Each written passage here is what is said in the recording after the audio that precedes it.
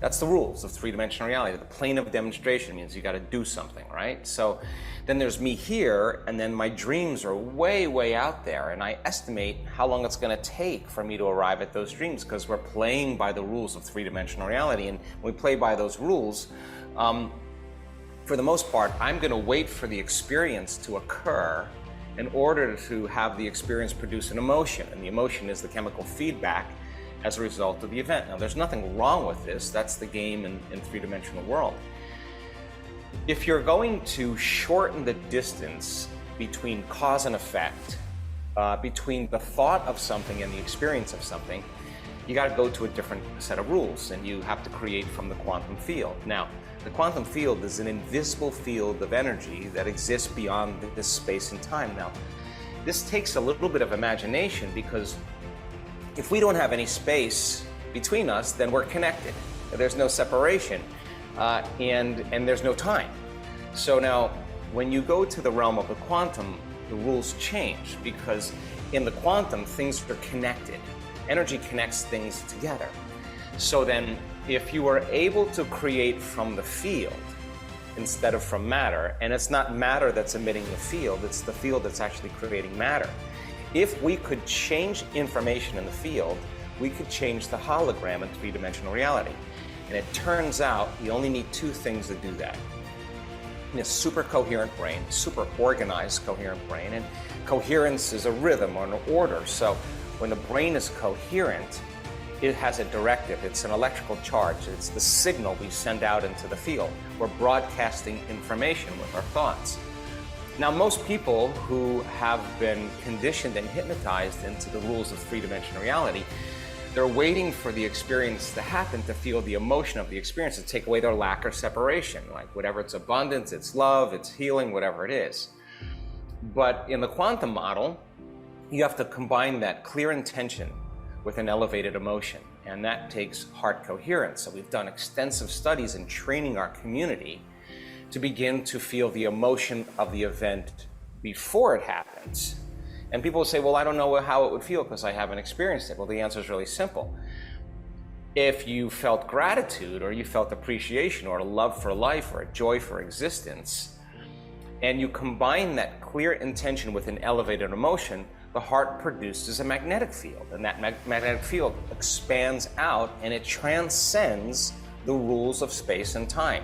When you feel whole, when you feel this elevated emotion, you feel connected, you feel bonded. And so when you feel the emotion of your future, you're connecting to the energy of the future, and your body is so objective.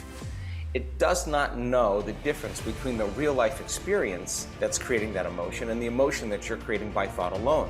The body's actually believing it's living in that future reality in the present moment. So if the thought sends the signal out and the feeling draws the event back, and you have brain and heart coherence, you got a really powerful Wi-Fi signal. And when you begin to do this properly, you no longer have to go anywhere to get anything. In other words, you're not living by the rules of cause and effect. You're living by the rules of causing an effect. You're producing an outcome. Now, here's the cool part. If there's a vibrational match between your energy, and you've really refined that signal, you can synchronize your energy. You start having synchronicities in your life, and you start getting universal signs coming to you.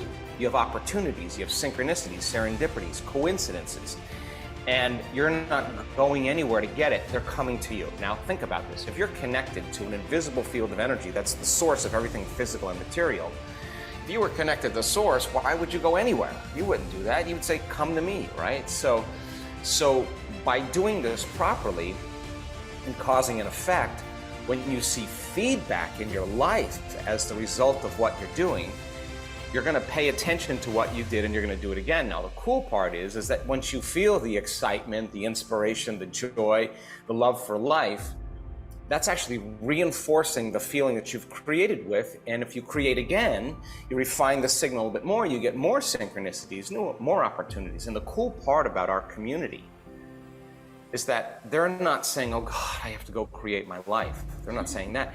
They actually don't want to stop doing it because they don't want the magic to end. They don't want those cool quantum events that are occurring in their life to stop. So it's not like I have to. They're just they're changing their energy. And when you change your energy, you change your life. And I've been at this long enough to tell you that nobody changes until they change their energy.